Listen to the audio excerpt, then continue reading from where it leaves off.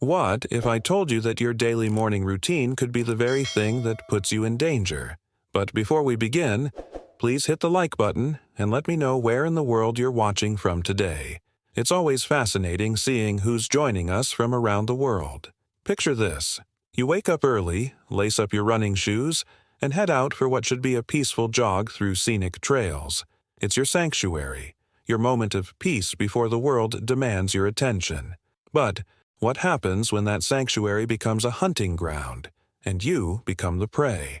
This is exactly what happened to Rachel Morrison, a vibrant 31-year-old physical therapist whose life revolved around helping others heal and pushing her own physical limits. Rachel wasn't just any runner. She was the kind of person who treated her morning jogs like a sacred ritual. Rain or shine, you could set your watch by her disciplined routine. Her auburn ponytail became a familiar sight to anyone who frequented the trails of Sonoma Valley, a region that seemed like paradise on earth for outdoor enthusiasts. Has this ever happened to you? You found that perfect running spot, that trail that makes you feel alive and connected to nature? Sonoma Valley was exactly that kind of place, a sprawling network of paths that wound through rolling hills, past world-renowned vineyards, and into oak forests that seemed to whisper ancient secrets. For Rachel and countless others, these trails represented freedom, solitude, and the pure joy of movement through some of California's most breathtaking landscapes. The local running community considered these paths their sanctuary, a place where the stresses of modern life melted away with each footfall on the dusty ground. From gentle vineyard routes perfect for recovery runs to challenging ridge climbs that tested even the most seasoned athletes, Sonoma Valley offered something for every level of runner. It was the kind of place where you could lose yourself in the rhythm of your breathing and the steady beat of your heart, surrounded by nothing but natural beauty. But stay with me until the end, because what you're about to discover might surprise you about how quickly paradise can transform into something far more sinister. Rachel's story isn't just about a missing person case, it's about how the very places we go to find peace can harbor unimaginable darkness.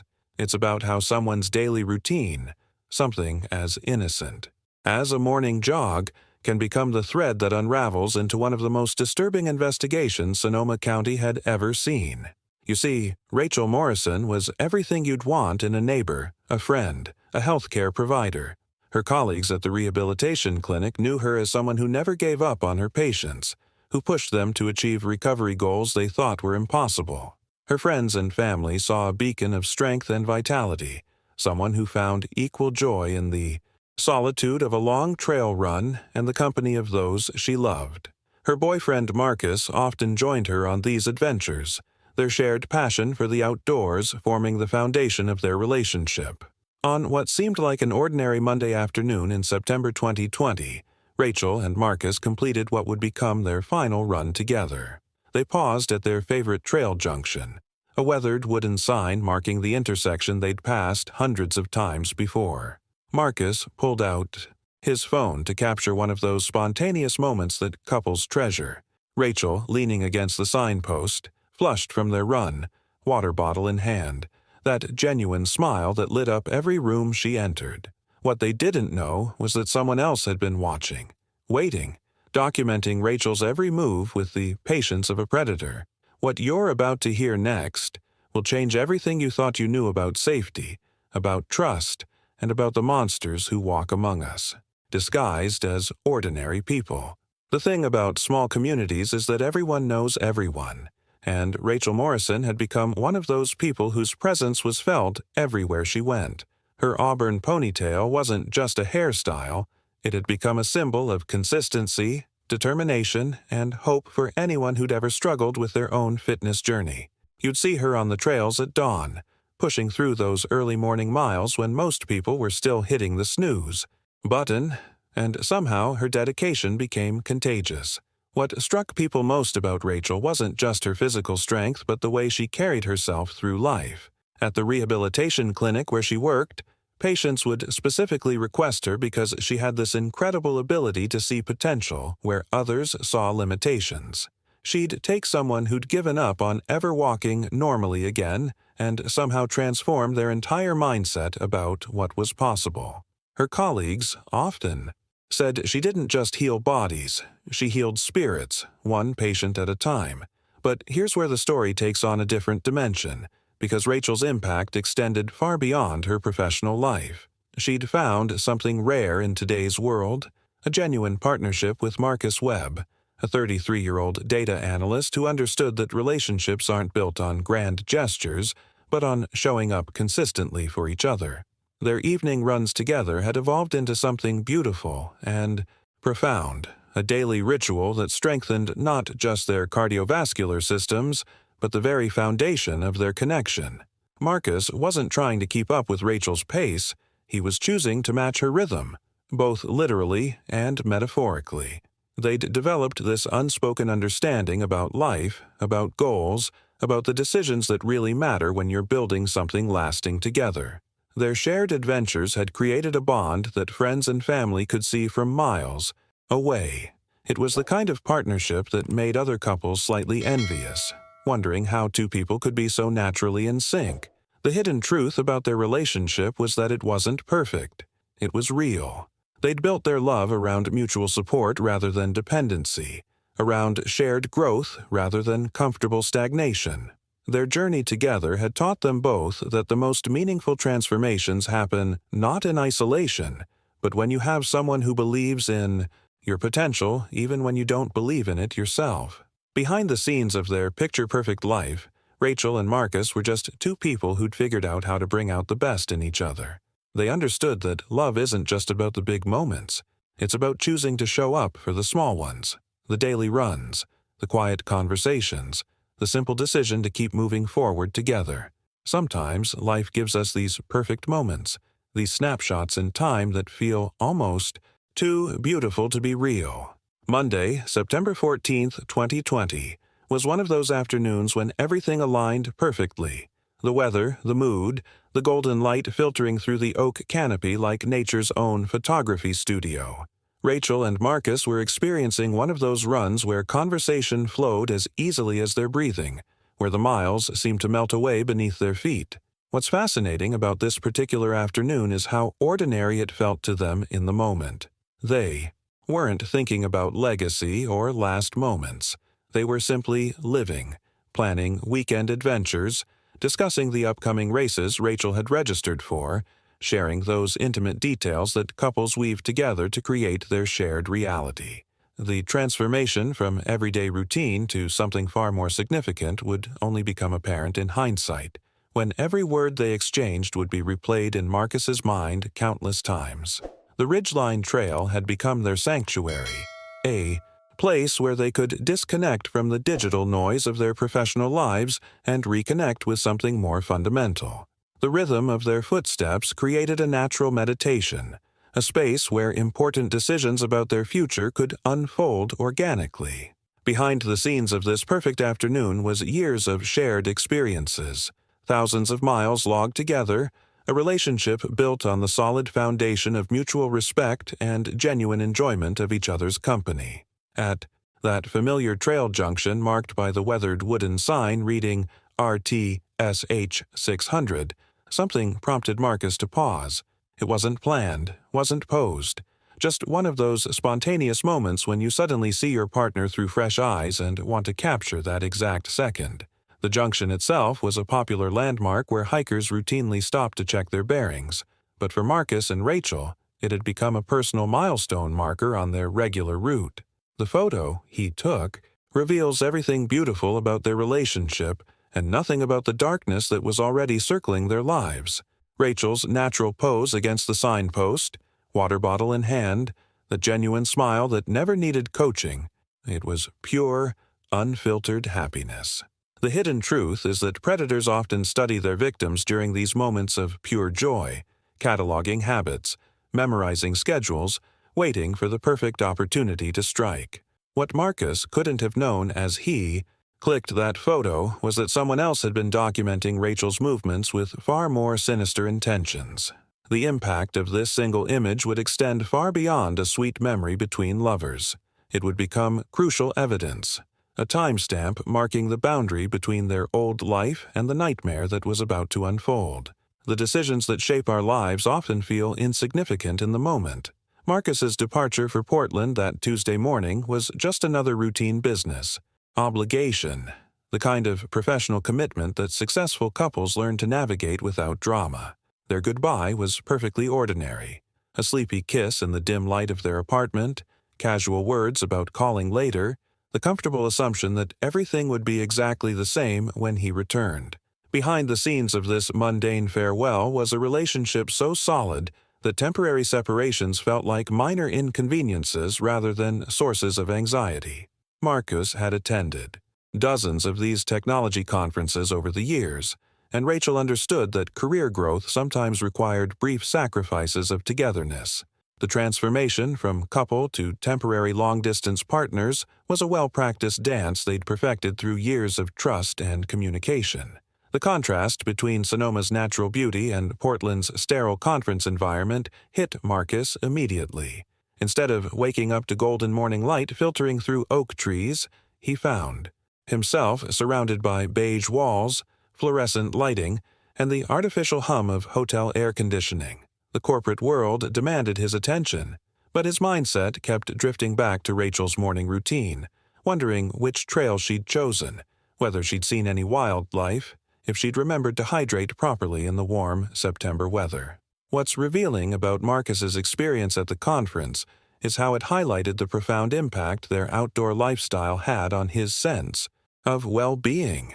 Sitting through keynote speeches and networking sessions, he realized how much his identity had become intertwined with those shared adventures, those morning runs, that connection to something larger than quarterly reports and project deadlines.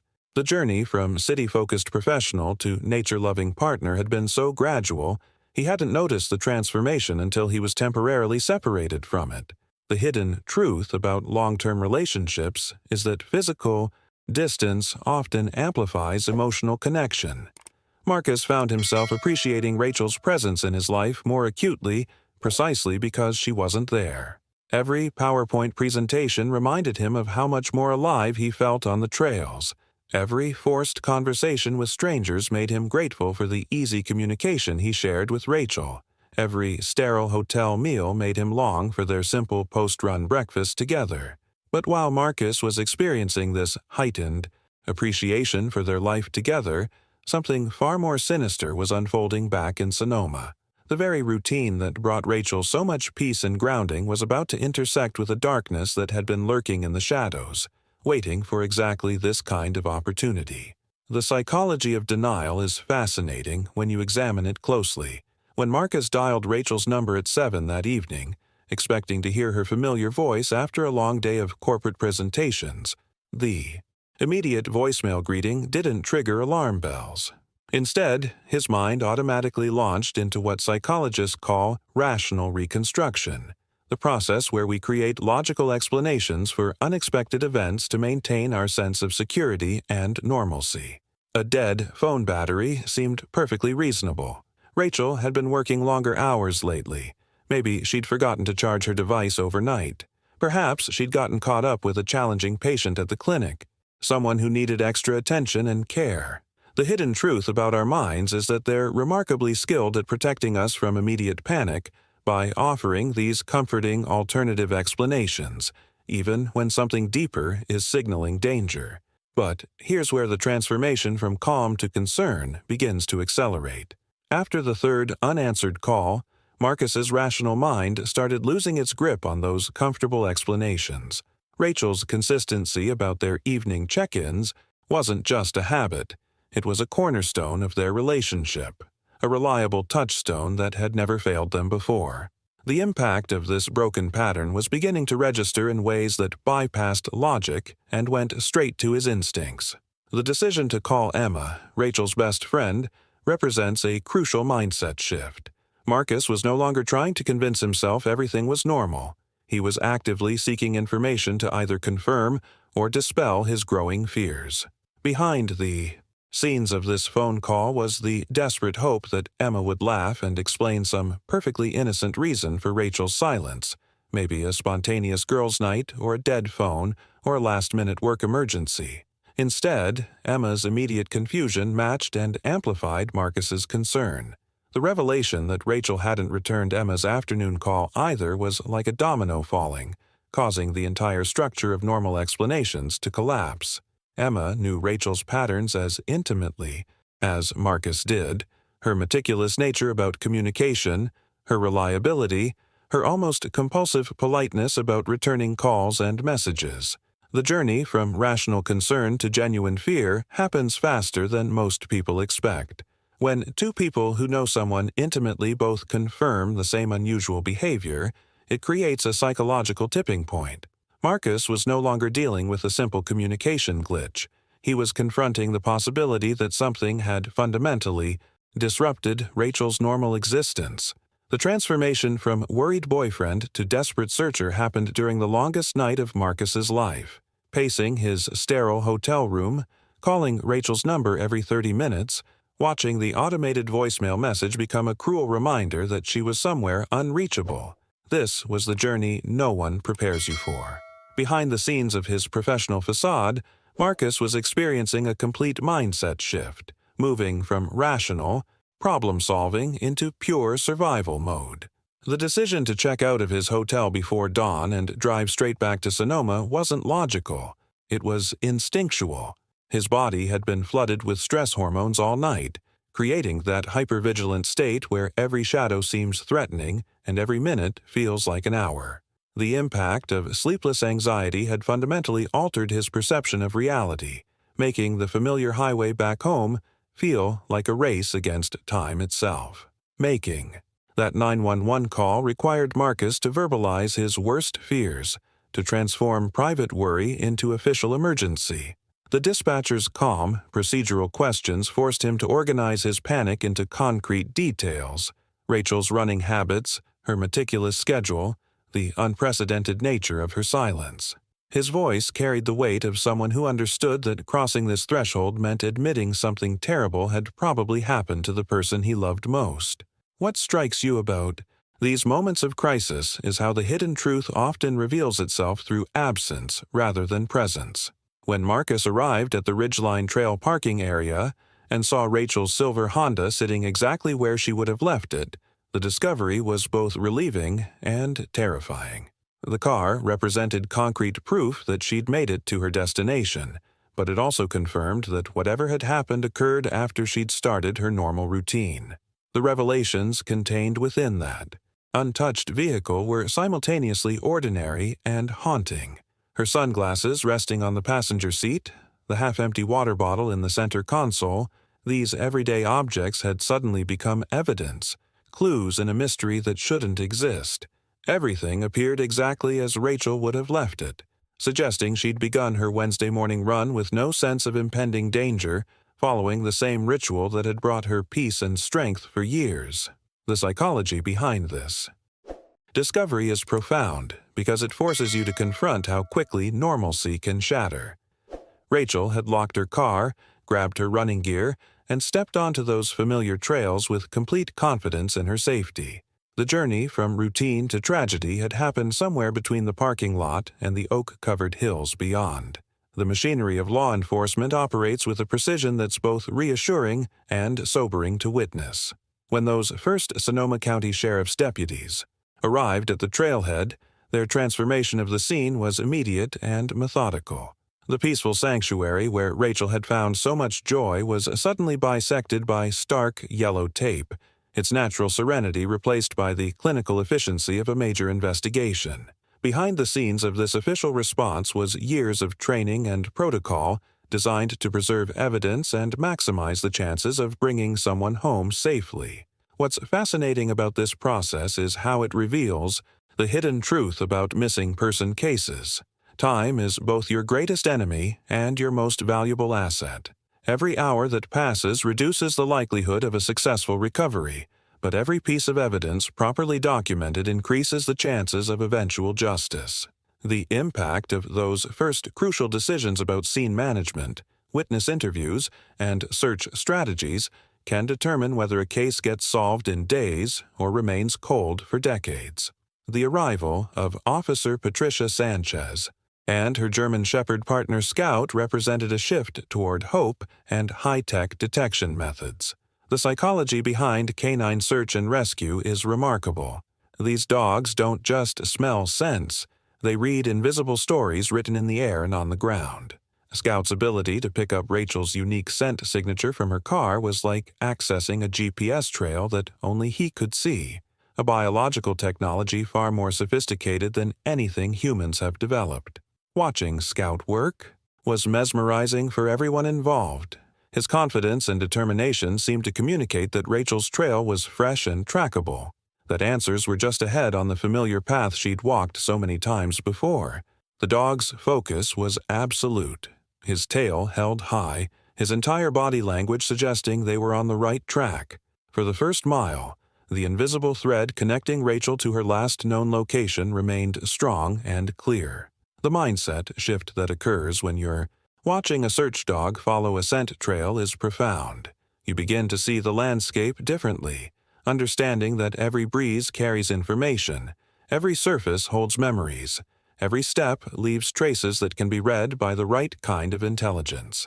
The journey Scout was following wasn't just geographical, it was temporal, a pathway back through time to Rachel's final moments of choice and movement. Officer Sanchez felt that familiar surge of cautious optimism that comes with a strong scent trail. Her years of experience had taught her to read Scout's body language like a book, and everything about his behavior suggested they were pursuing solid evidence rather than chasing shadows. The moment when hope transforms into confusion happens faster than you expect. At that crucial trail intersection where the main path continued straight and a smaller track veered toward a shaded creek bed, Scout's confident stride suddenly faltered. His tail dropped, his nose began twitching frantically, and his entire demeanor shifted from purposeful determination to visible agitation. The hidden truth about scent trails is that they tell stories our human senses can't comprehend, and Scout's story had just taken an impossible turn. Officer Sanchez watched her partner circle the junction with growing confusion, his behavior suggesting something that defied logical explanation. Rachel's scent hadn't gradually faded as you'd expect with time or weather. It had simply vanished, as if she'd been lifted from that exact spot without leaving any trace of direction or destination. The psychological impact of this development rippled through the entire search team because it challenged their fundamental understanding of how people disappear. Behind the scenes of every major investigation, there's a constant tension between following solid evidence and chasing promising leads that might go nowhere. When the elderly Henderson couple approached investigators with their account of seeing a blonde woman arguing with a man near a blue pickup truck, it represented exactly the kind of breakthrough everyone was desperately hoping for. The problem was that their sighting occurred at a different trailhead, several miles away from Rachel's known route, and the timing didn't perfectly align with her established schedule. But here's where the psychology of desperation intersects with investigative decision-making. When you're facing a complete dead end, a scent trail that vanishes into thin air, even imperfect leads begin to look like lifelines. The transformation from methodical evidence gathering to urgent lead chasing can happen within hours when families are depending on you and time is running out. The impact of this decision to pursue the blue pickup truck lead was significant in ways that wouldn't become apparent until much later. Resources that could have been focused on the area where Scout lost the trail were instead diverted to canvassing a completely different location, interviewing witnesses, and searching for a vehicle that might not have had any connection to Rachel's disappearance at all. The mindset shift that occurs when investigators commit to a particular theory is both necessary and dangerous. You need enough conviction to pursue leads aggressively, but you also need enough flexibility to recognize when you're chasing shadows instead of substance. The journey from the promising blue truck sighting to the eventual dead end would consume precious hours and valuable resources. The transformation from ground-level searching to aerial reconnaissance reveals just how vast and unforgiving wilderness terrain can be when you're looking for a single person. From helicopter cockpits high above Sonoma's rolling hills, The search area looked like an endless green carpet punctuated by rocky outcroppings and deep ravines. The pilots and spotters who volunteered their time understood the psychological challenge they faced. Scanning. Thousands of acres of dense forest where a person could be hidden just a few feet off any visible path. The mindset required for aerial searching is unique, because you're simultaneously covering enormous territory while knowing that the most important details are probably invisible to you. Through high-powered binoculars and camera equipment, the spotters traced thin ribbons of trail that snaked through the landscape, but the oak canopy formed an almost impenetrable shield over the forest floor. They could see deer, identify rock formations, track the movement of other search teams, but the hidden truth was that Rachel could be lying just yards from a trail and remain completely concealed from above.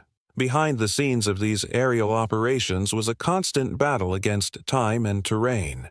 Drone pilots guided their aircraft through ravines and over ridges with meticulous precision, their high-resolution cameras feeding live streams back to monitors at the command post. The technology was impressive, but it was ultimately limited by the same factor that had frustrated ground searchers: the forest's ability to keep its secrets hidden beneath layers of leaves and branches. The psychological impact of aerial searching on the families waiting for news is profound, because it creates this illusion of comprehensive coverage while often yielding frustrating results. Marcus would watch the helicopters and drones from the command post, knowing that dozens of trained professionals were scanning every square foot of terrain, yet somehow Rachel remained invisible to all their sophisticated equipment. Then came the breakthrough that changed everything. Tyler, a college student spending his summer break volunteering with the search effort, was part of a specialized brush-busting team assigned to the most difficult terrain that main search groups couldn't access. His journey that fourth day took him up a steep, treacherous slope choked with thorny manzanita bushes, hundreds of yards from where Scout had lost the scent trail. The moment when Tyler spotted that flash of bright orange against the muted forest colors was electric. A single shoelace, clean and relatively new, snagged tightly on a thorn. It was exactly the kind of evidence that transforms an investigation from hopeless to hopeful in seconds. The impact of this discovery rippled through the entire search operation because it proved Rachel had been in this remote area, far from her normal route. The discovery of that single orange shoelace triggered a transformation in the search operation that was both inspiring and heartbreaking to witness. Within hours, the remote hillside where Tyler had made his find was swarming with dozens of searchers, their movements choreographed with military precision as they established a comprehensive grid pattern. Behind the scenes of this intensive effort was the desperate hope that Rachel's shoelace was just the first breadcrumb in a trail that would lead them to her. The mindset shift among the search teams was palpable. They'd gone from scanning vast areas with little hope to focusing their energy on a specific location with tangible evidence. Metal detectors swept methodically across the terrain. Specialized cadaver dogs worked the area with their handlers, and volunteers combed through every square inch of brush and leaf litter. The psychological impact of having a concrete clue drove everyone to push harder, search longer, examine every possible hiding spot with renewed determination. But the forest had other plans. Despite the exhaustive effort, the most sophisticated equipment, and the desperate dedication of dozens of volunteers, the hillside yielded nothing more. No additional pieces of clothing, no signs of struggle, no indication of which direction Rachel might have gone from that spot. The hidden truth was becoming increasingly disturbing. That single shoelace seemed to exist in isolation, a puzzle piece that didn't connect to any larger picture. Meanwhile, the investigation was taking a more uncomfortable turn for Marcus. The journey from grieving boyfriend to potential suspect is a transformation that happens in every missing person case, and understanding this didn't make it any less painful for him to endure. Detectives explained the procedure with professional courtesy, but Marcus could feel the weight of their scrutiny as they requested access to his credit card records, his cell phone data, his hotel, receipts from Portland. The revelations that emerged from this investigation were both vindicating and emotionally exhausting. Security footage from the Portland hotel confirmed his check-in time down to the minute. Credit card transactions placed him at a Starbucks hundreds of miles away during Rachel's disappearance. Cell phone tower data created an irrefutable timeline of his movements throughout the entire period. The evidence was overwhelming and conclusive. Marcus was exactly where said he was when Rachel vanished. The impact of being cleared as a suspect should have brought relief, but instead it deepened Marcus's despair. If he wasn't responsible, then a complete stranger was. And that possibility felt infinitely more terrifying than any scenario involving someone Rachel knew and trusted. The decision to suspend a large-scale search operation represents one of the most difficult transformations in law enforcement. The shift from active rescue to passive investigation. Search Commander Robert Hayes faced the media with the weight of 2 weeks' worth of exhausted volunteers, depleted resources, and a family's diminishing hope etched into his weathered features. Behind the scenes of his carefully worded announcement was the brutal mathematics of search and rescue. After covering 75 square miles of unforgiving terrain with no substantial leads, the likelihood of finding Rachel alive had dropped to nearly zero. The psychological impact of this moment extends far beyond the immediate participants. For the volunteers who had dedicated their days to combing through thorny brush and steep ravines, the suspension felt like abandonment, even though they understood the logical necessity. For Marcus and Rachel's family, it represented the transformation from emergency response to long-term uncertainty, a journey from acute crisis to chronic grief that would reshape their lives in ways they couldn't yet comprehend. The mindset required to accept this transition is almost impossible to achieve when someone you love is missing. The hidden truth about search suspensions is that they're not really endings. They're acknowledgments that the case has moved into a different phase, one where breakthroughs come from unexpected sources rather than systematic effort. But for families, this distinction offers little comfort when faced with the sudden silence where urgent activity once provided at least the illusion of progress. A year later, the bureaucratic transformation of Rachel's case from active investigation to cold case file was both procedural and profound.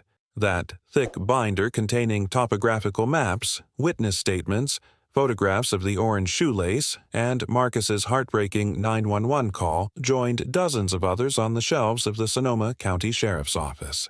Each file represented not just an unsolved mystery, but a life interrupted, a family fractured, a community's sense of safety permanently altered. The revelations that emerge from studying cold case statistics are sobering. These files don't represent failures of law enforcement so much as they demonstrate the complex realities of crime in wilderness areas, where evidence can be scattered by weather, consumed by wildlife, or simply hidden beneath layers of natural debris. To the system, Rachel had become a statistic, a puzzle waiting for the missing piece that might never be found. Yet, behind the scenes of this official classification, something more important was happening. Rachel's sister Amanda was refusing to let her sibling's story fade into bureaucratic obscurity, channeling her grief into action that would keep the case alive in ways that official investigations couldn't sustain. The transformation from grieving sister to determined advocate happened gradually for Amanda. But the decision to create the Find Rachel Morrison Facebook page represented a crucial mindset shift from passive waiting to active engagement. Behind the scenes of her graphic design work, Amanda channeled her creative skills into something far more personal and urgent than any client project she'd ever undertaken. The page became a digital shrine where Rachel's radiant smile from that final photograph served as a constant reminder that this wasn't just another missing person case. This was her sister, her best friend, her irreplaceable family member. The psychological impact of Amanda's persistent efforts extended far beyond simple remembrance. Each post, each shared memory, each plea for information became an act of rebellion against the cold case designation that had essentially declared Rachel's disappearance unsolvable. The hidden truth about these family-driven campaigns is that they often accomplish what official investigations cannot. They keep cases alive in the public consciousness, creating opportunities for new witnesses to come forward or fresh evidence to surface. The annual memorial runs that Amanda organized became powerful. community events that served multiple purposes simultaneously. They honored Rachel's memory, maintained public awareness of her case, and created a supportive network for other families dealing with similar tragedies. The journey from individual grief to collective action demonstrated how personal loss can transform into social movement when channeled through persistent hope and strategic organization. Meanwhile, in the shadowy corners of the internet, Rachel's story was taking on a completely different life. Online communities of amateur investigators began dissecting every detail of her case with the obsessive dedication that only true crime enthusiasts can muster. Reddit forums and specialized blogs became virtual war rooms where theories multiplied and evolved, each new discussion thread spawning dozens of alternative explanations for what might have happened that September morning. The revelations that emerged from these digital investigations were simultaneously fascinating and frustrating. Some online sleuths proposed tragic accident scenarios. Perhaps Rachel had fallen into an undiscovered ravine, her body hidden by dense vegetation and seasonal debris. Others suggested more sinister possibilities involving predatory behavior, pointing to the remote location and the mysterious vanishing of her scent trail as evidence of foul play. A persistent minority even theorized about voluntary disappearance, arguing that someone as fit and wilderness-savvy as Rachel could have orchestrated her own vanishing. The impact of this online speculation created both helpful pressure and unhelpful noise around the case.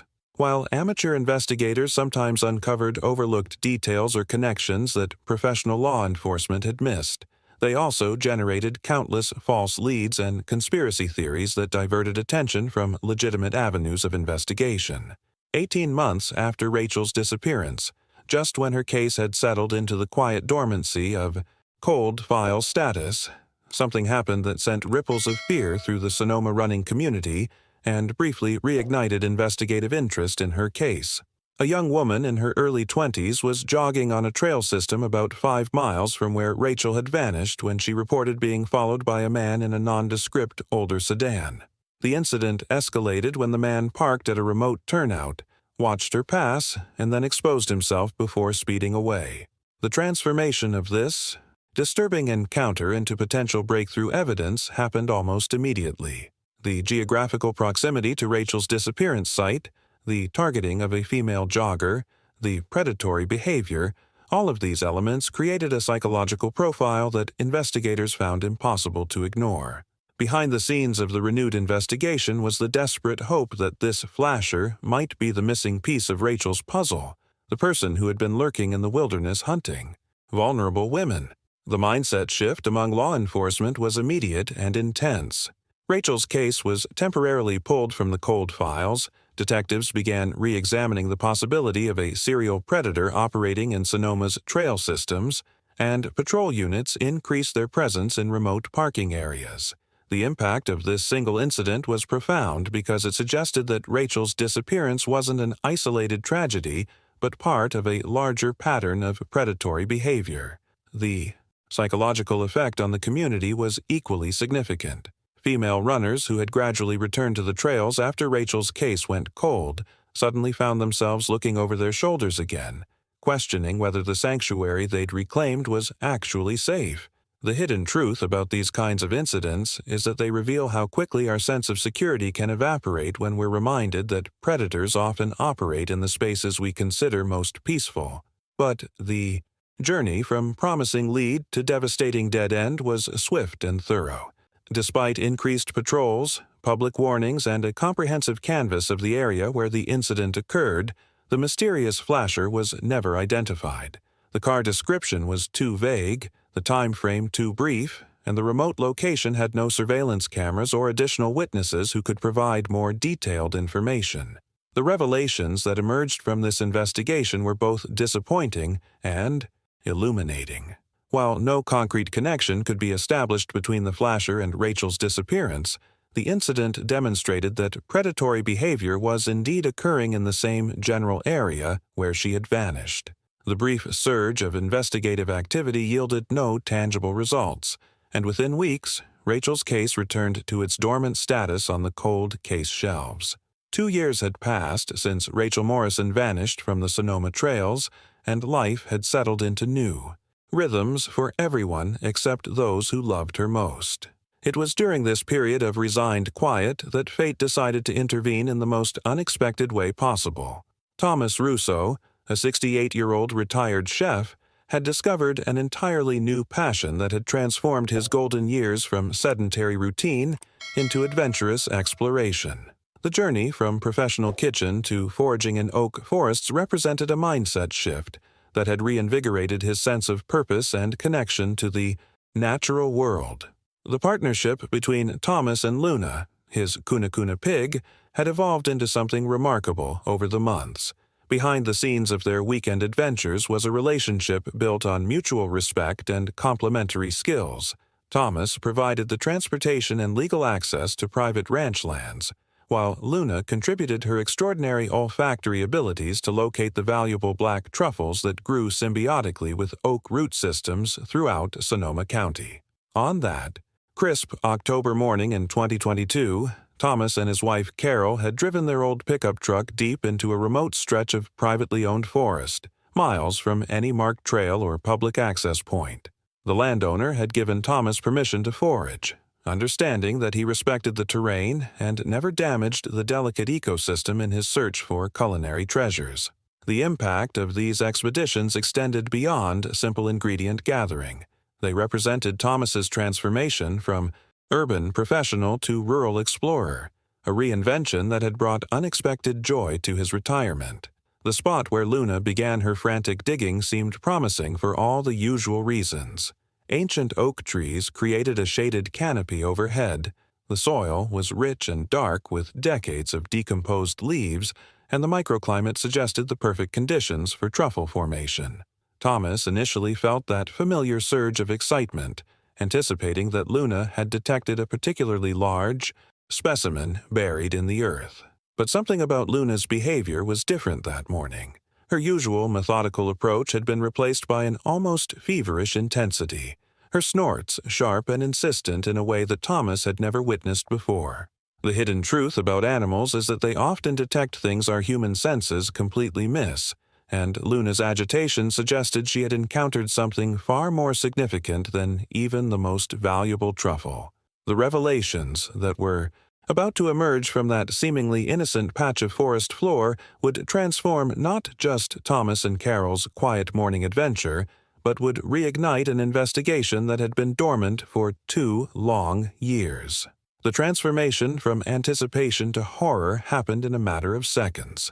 Thomas knelt beside Luna, expecting to feel the firm, rounded surface of a prized black truffle beneath his hands. Instead, his shovel struck something soft and unnaturally yielding, something that gave way, with a sickening resistance that immediately told him this wasn't what they'd come to find. The mindset shift from treasure hunter to unwitting crime scene discoverer was instantaneous and devastating. As Thomas carefully cleared away the loose dirt and decomposed leaves, his fingers brushed against a thin, slick surface that was unmistakably plastic. The hidden truth about what lay buried in that shallow grave began to reveal itself as he worked the object free from the earth. It was a translucent grocery-style bag, weathered and dirt-stained but still intact enough that its contents were horrifyingly visible through the degraded film. Behind the scenes of this discovery was Carol's sharp intake of breath as she realized what her husband was holding. Inside the bag, tangled together in a compressed, soiled mass, were women's athletic clothes, a sports bra with a distinctive pink and white gradient pattern, and a pair of black running shorts. But the clothing wasn't alone. Alongside these items were other, more disturbing objects that immediately suggested violence and violation. A used condom, still in its wrapper, and other intimate items that painted a grotesque picture of what had happened.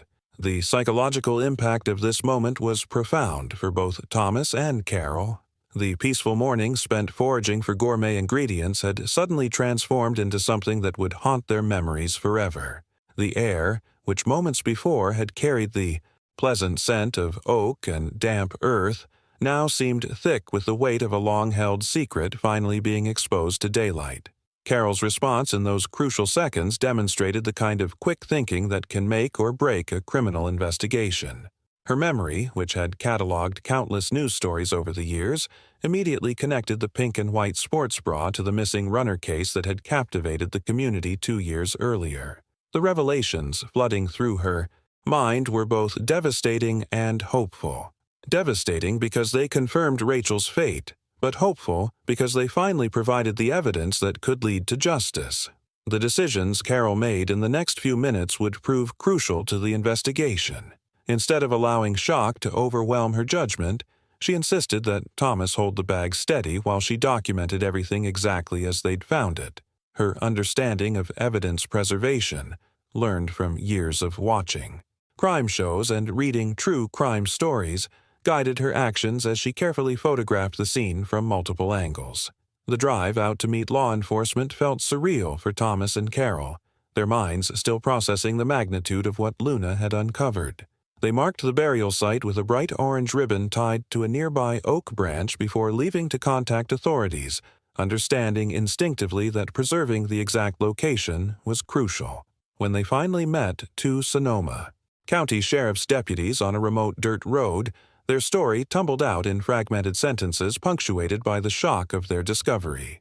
Detective Kevin Torres felt that familiar jolt of recognition as he examined the photographs on Carol's phone. The transformation from routine evidence call to major breakthrough happened in seconds as his memory connected the pink and white sports bra to the case that had haunted him for 2 years.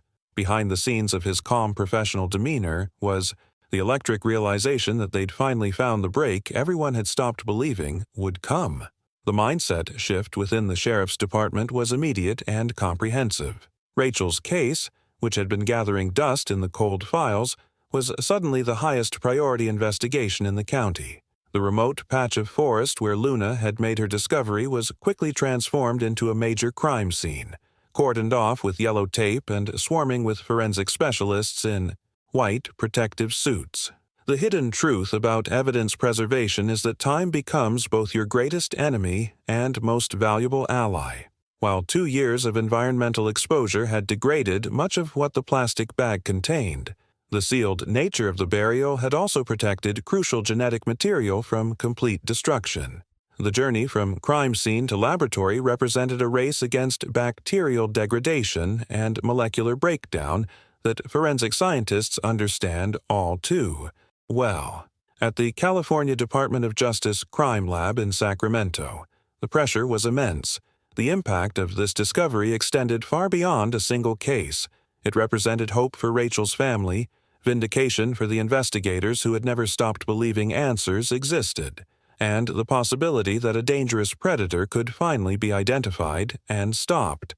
The revelations that would emerge from the microscopic analysis of that evidence could transform the entire investigation. The forensic scientists worked with the kind of focused intensity that comes from understanding how much depends on their success. Each step in the DNA extraction process was meticulously documented, every protocol followed with religious precision. The transformation of degraded biological material into a viable genetic profile requires both cutting-edge technology and old-fashioned scientific persistence. When the breakthrough finally came, it was both thrilling and sobering. The lab had successfully extracted a complete male DNA profile from the used condom, creating a genetic fingerprint that could potentially identify Rachel's killer. The decisions made in the next few hours would determine whether this scientific achievement would translate into actual justice. The transformation from anonymous genetic profile to real person with a name and address happens with stunning speed in the digital age. When the DNA profile from Rachel's case was uploaded to the Combined DNA Index system, the massive federal database began its algorithmic search through millions of genetic fingerprints collected from convicted felons, arrestees, and crime scenes across the country. The mindset required to build and maintain these databases represents a fascinating intersection of technology, law enforcement, and social policy that most people never consider. Within hours, the system delivered its verdict. Stephen Phillips, a 47-year-old landscaper living in a modest rental house on the outskirts of Sonoma. The hidden truth about his presence in the database stemmed from a decade-old conviction for indecent exposure, a misdemeanor that had seemed relatively minor at the time but had required him to submit a DNA sample. Behind the scenes of this seemingly small legal requirement was a system designed to catch exactly this kind of escalating criminal behavior. The revelations that emerged from Phillips' background check painted a disturbing picture of a man who had been hiding in plain sight. His landscaping business provided the perfect cover for his predatory interests, giving him legitimate reasons to drive throughout the county, including near trail systems and popular running spots. The impact of this discovery sent shockwaves through the investigation team as they realized how perfectly positioned Phillips had been to study and stalk potential victims. Detective Torres immediately authorized a covert surveillance operation, understanding that they needed to build a comprehensive case before making any arrests. The journey from DNA match to criminal conviction requires far more than genetic evidence alone. Prosecutors need patterns of behavior, credible timelines, and ironclad proof that connects the suspect to the specific crime.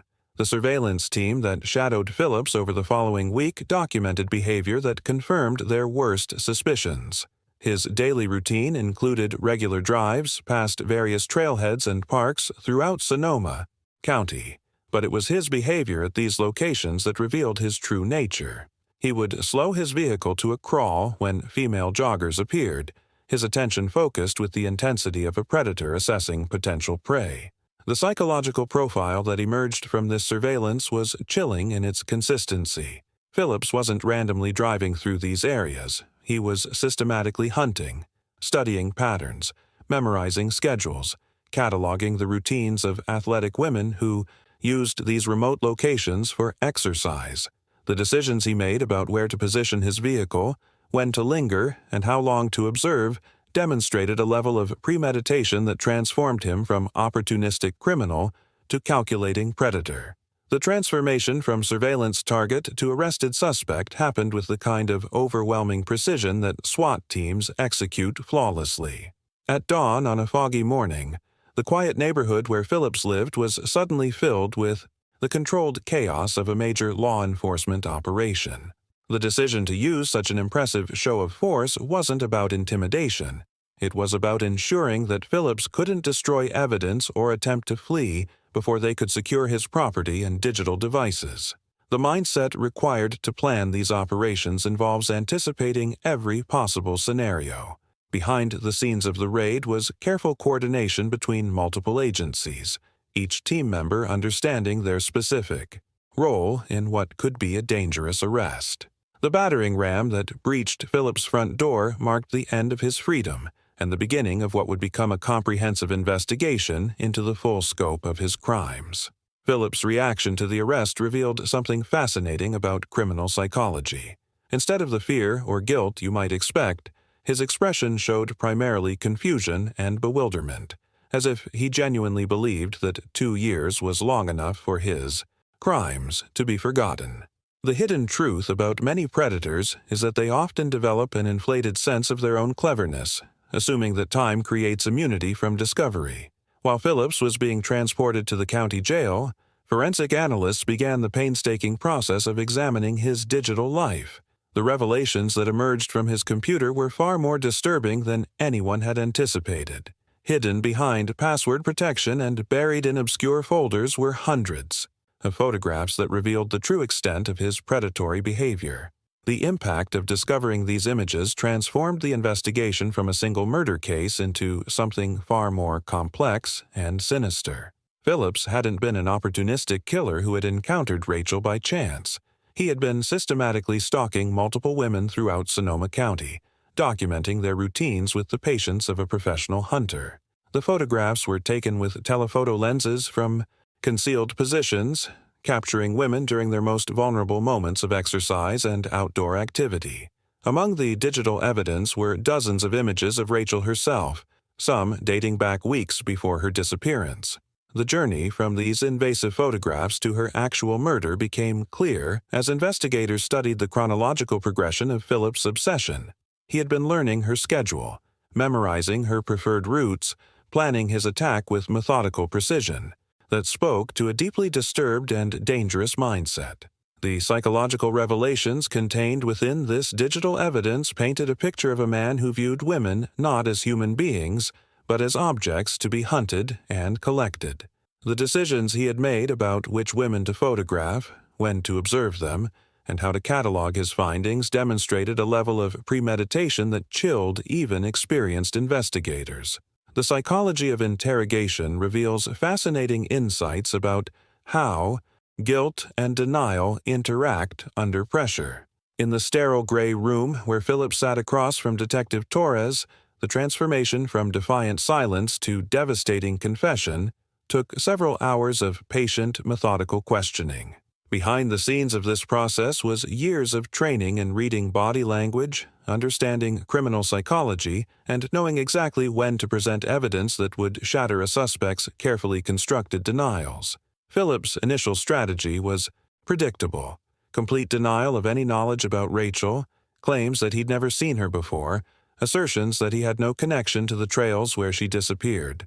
But the mindset shift occurred when Torres placed the DNA lab report on the table between them. The irrefutable genetic evidence linking Phillips to Rachel's clothing created a psychological tipping point that even the most practiced liar couldn't navigate around. The confession that eventually spilled out was horrifying, not for its passion, but for its complete lack of emotion.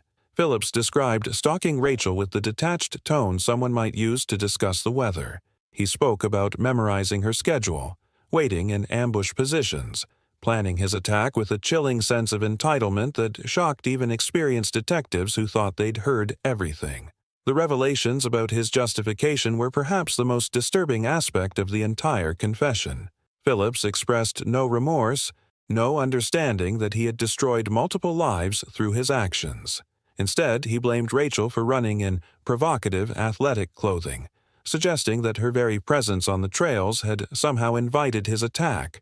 The hidden truth about many predators is that they create elaborate mental frameworks to justify their crimes, transforming themselves from aggressors into victims in their own twisted narratives. The impact of this confession extended beyond simply solving Rachel's case. Phillips admitted to killing her when she fought back against his assault, then strategically separating her remains from her clothing to minimize the chances of discovery. His calculated approach to evidence disposal demonstrated a level of criminal sophistication that had nearly succeeded in creating the perfect crime. The journey from confession to recovery required careful negotiation. As part of a plea agreement that removed the death penalty from consideration, Phillips agreed to lead investigators to Rachel's burial site. The location was miles from where Thomas and Luna had found the clothing, in an even more remote section of wilderness that demonstrated Phillips' intimate knowledge of the terrain. The recovery operation brought a mixture of closure and renewed grief to Rachel's family. After 2 years of uncertainty and false hopes, they finally had answers.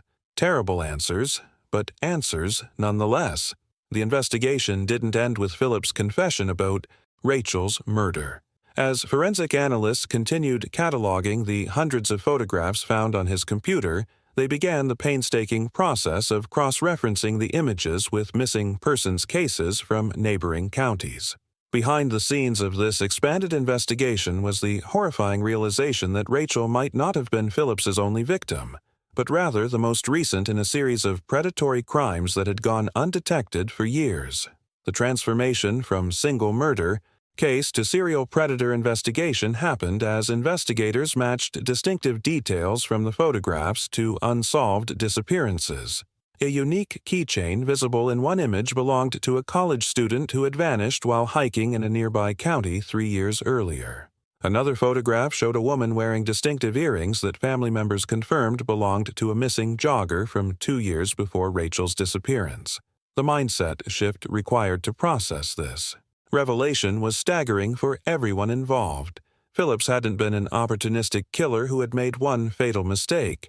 He had been systematically hunting women throughout Northern California, using his landscaping business as the perfect cover for his predatory activities. The hidden truth about his quiet, unremarkable life was that it had been carefully constructed to hide the monster lurking beneath the surface. The impact of these discoveries transformed Phillips from a local criminal into something far more sinister, The justice system responded accordingly, sentencing him to multiple life terms without the possibility of parole. But for the families of his victims, the legal proceedings represented only partial closure. Nothing could bring back their loved ones or erase the years of uncertainty and pain they had endured. The community's response to Rachel's case demonstrated how tragedy can sometimes catalyze positive change. The revelations about Philip's crimes prompted a comprehensive overhaul of trail safety protocols throughout Sonoma County. Emergency solar-powered call boxes were installed at major trailheads. Ranger patrols were significantly increased, and brush was cleared to improve sight lines along popular routes. Rachel's legacy extends far beyond the circumstances of her death. The changes implemented in her memory have enhanced protection for countless outdoor enthusiasts who continue to find peace and challenge in Sonoma's wilderness areas. The journey from her disappearance to Philip's capture also demonstrated the crucial importance of never giving up on cold cases, proving that justice can emerge from the most unlikely sources. The story of Rachel Morrison's disappearance and the eventual capture of Stephen Phillips reveals something profound about the intersection of chance, persistence, and justice. From Thomas and Luna's accidental discovery to the DNA breakthrough that finally gave Rachel's family the answers they'd been seeking, this case demonstrates that sometimes the most important revelations come from the most unexpected sources. What strikes me most about Rachel's story isn't just the tragedy of her loss, but the transformation it created in her community. The safety measures implemented in her memory, the increased awareness among trail users, the reminder that evil can hide behind the most ordinary facades. These lessons continue to protect people who share Rachel's love for the outdoors. If you found value in exploring this case together, I'd appreciate you subscribing to the channel. The stories I research and share here go beyond simple true crime. They're examinations of human nature, investigations into how justice works, and explorations of the resilience people show in the face of unimaginable circumstances. Your subscription helps me continue bringing you these deep, thoughtful analyses of cases that reveal important truths about our world. For those of you who stayed with me through this entire journey, leave a comment saying, "Justice through persistence." It lets me know you experienced the full story and understood the deeper themes we explored together. If this investigation resonated with you, a like would mean a lot. There's something powerful about connecting over these stories, about understanding together how tragedy can sometimes lead to positive change and how ordinary people can become heroes in extraordinary circumstances. There's a video right here that complements this topic. Another case where an unexpected discovery changed everything for a family that had almost given up hope. Click and continue with me over there, because some stories are too important to tell just once.